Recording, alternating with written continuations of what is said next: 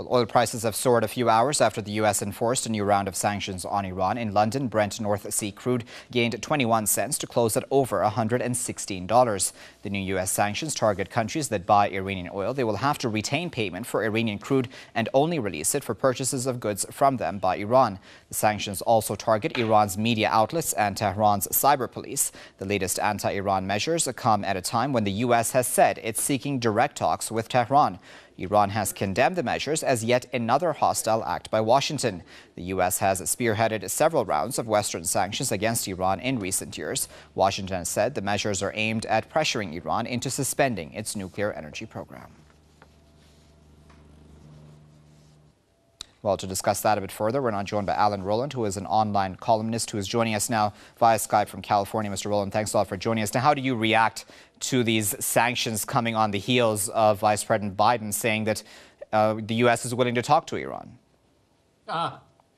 Okay, I'm laughing because it's the old carrot and stick approach. Joseph Biden last weekend in Munich said the United States is committed to more globalization all over the world, and particularly in Africa. The imperialistic parade goes on. It's a carrot and stick approach to Iran. In other words, we're going to basically offer you some possibilities, but at the same time, we're tightening the wrench on you so that you'll succumb to our wishes. Right now, Iran is being used to justify our imperialistic ventures all over the world right now. And you're the convenient scapegoat.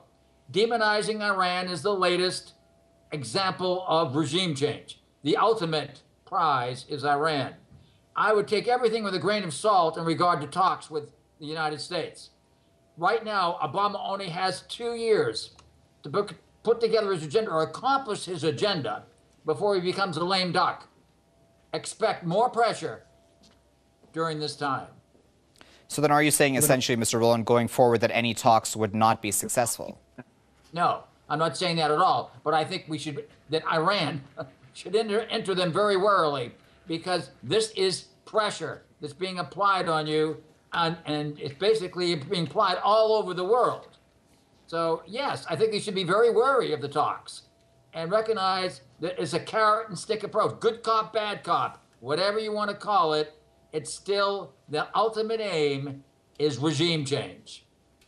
Mr. Roland, at a time of economic crisis in the United States as well, with these oil prices going up and the fact that Iran is, of course, a resource-rich country, is the United States, in a sense, not shooting itself in the foot when it comes to the economy, at least? Absolutely true, because right now we're looking at, here in California, close to $4 a gallon. I mean, closer to $5 a gallon.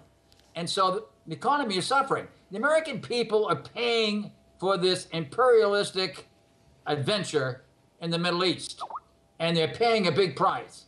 Right now, it's costing American citizens about $20,000 to $30,000 for these illegal occupations of Iraq and Afghanistan. So it's costing us and costing the American public big time. So we are definitely shooting ourselves in the foot. But right now, they can justify spending money for the military by demonizing Iran. That's what's happening. It's very manipulative, and it's actually quite transparent. All right, we'll have to leave it there for now. That was Mr. Allen Roland, online columnist, speaking to us live via Skype from California. Sir, we appreciate your insight as always.